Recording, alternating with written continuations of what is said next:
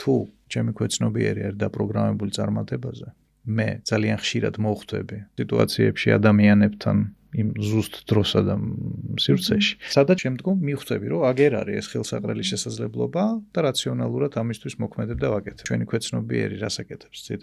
ის მუშაობს სიტუაციების მეშვეობით. ვიმუშავეთ ერთ-ერთ პიროვნებასთან, ეს ადამიანი სადაც ბავშვობაში ცხოვრობდა, იქ აბსოლუტურად ყველას, ვინც იყო მის გარშემო, ქონდა დაბალი ამბიციები. ამას ქვია ოჯახური ლოიალურობა, ხო, იმისთვის რომ მე ვიყო ჩემი ოჯახის წევრი, მე უნდა ვიყო ესეთი. გაუცნობიერებელი მექანიზმი.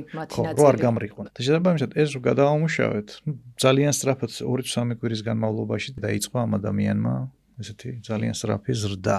რატო? იმიტომ რომ გარშემო იყო უკვე იმ სიტუაციაში, სადაც ეს იყო შესაძლებელი. განსაკუთრებით სწრაფად დგება შედეგი იქ, სადაც ადამიანი უკვე არის იმ სიტუაციაში, სადაც არის ხელსაყრელი გარემო. სხვა შემთხვევაში, მაგალითად არ არის ჯერ იმ ბაზარზე შესული, სადაც ეს პირობები არის. ამ დროს რას აკეთებს? მის ქვეცნობიერს მიყავს იქ იმ სიტუაციაში, სადაც ეს მიზანი გახდება რეალიზებადი.